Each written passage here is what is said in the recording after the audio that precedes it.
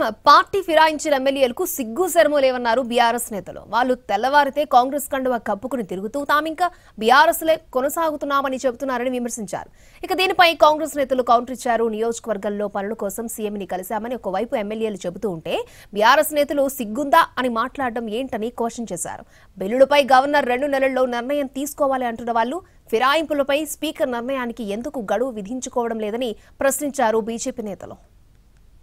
అనే పదం ఎందుకు ఇప్పుడు జ్ఞాపకం వచ్చింది కేటీఆర్కు?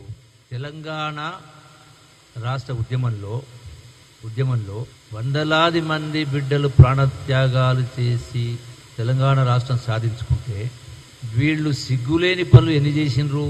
అంబేద్కర్ను ఒకటే మాట మాట్లాడుతూ రాజ్యాంగం గురించి మాట్లాడుతూ పెగ్గులు పోసేటువంటి సంతోష్ కుమార్ రాజ్యసభ మెంబర్ ఇచ్చాడు. వాళ్ళు ఏమంటారు, మేము పార్టీ మారలేదు, మా పార్టీలో మేము ఉన్నామని చెప్తున్నారు కదా.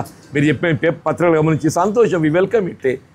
పార్టీ మారని ఎవడెందుకు కోరుకుంటాడే? నీకు రాజ్యాంగ నిబద్ధత పట్ల అంత గౌరవం ఉండి ఎవరే కానీ రాజ్యాంగ నిబంధనలకు అనుగుణంగా ప్రజాప్రతినిధి మీద రాలే. ఏ ప్రజాప్రతినిధి కానీ చట్టసభకి ఎంపికైనటువంటి వాళ్ళు ఏదైతున్నదో వాళ్ళు మెదలాలే. మా మిత్రులు ఏదైతున్నదో మేము రాజ్యాంగ నిబంధనలకు అనుగుణంగానే మెదులుతున్నాం, మేము పార్టీ మారలేదు, మేము ఉన్న పార్టీల్లో ఉన్నాం, మమ్మల్ని ప్రజలు ఎన్నుకున్న పార్టీల్లో ఉన్నాం అని చెప్పంటే సంతోషం నాయన. మా అసెంబ్లీలో మా 38 మందికి సీట్లు వేస్తే మా పక్కగా సీట్లు ఉన్నాయి, మరి ఒక్కరు రారు. పొద్దున్న లేస్తే కాంగ్రెస్ కండవలు కప్పుకొని కాంగ్రెస్ పాట పాడి రేవంత్ రెడ్డి పాటలు పాడకుండా తిరిగేట వాళ్ళు ఇవాళ మేము ఇంకా టీఆర్ఎస్ పార్టీ అని చెప్పడం అంత దుర్మార్గం.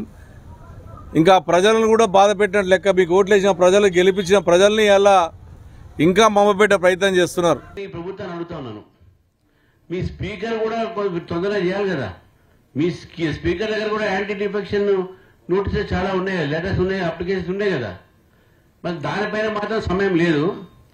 గవర్నర్ మాత్రం వాళ్ళ సమయం ప్రకారం చేయాలి. దయచేసి మీ సుప్రీంకోర్టులో ఏదైతే అఫిడవిట్లో మీరు 2 నెలల్లో పూర్తి చేయాలని చెప్తున్నారో మీ స్పీకర్ కూడా చెప్పండి. ఏదైతే డిఫెక్షన్స్ మీద వచ్చినటువంటి ఏదైతే నోటీసెస్ ఇస్తున్నాయో, ఏవైతే అప్లికేషన్స్ ఉన్నాయో దాన్ని కూడా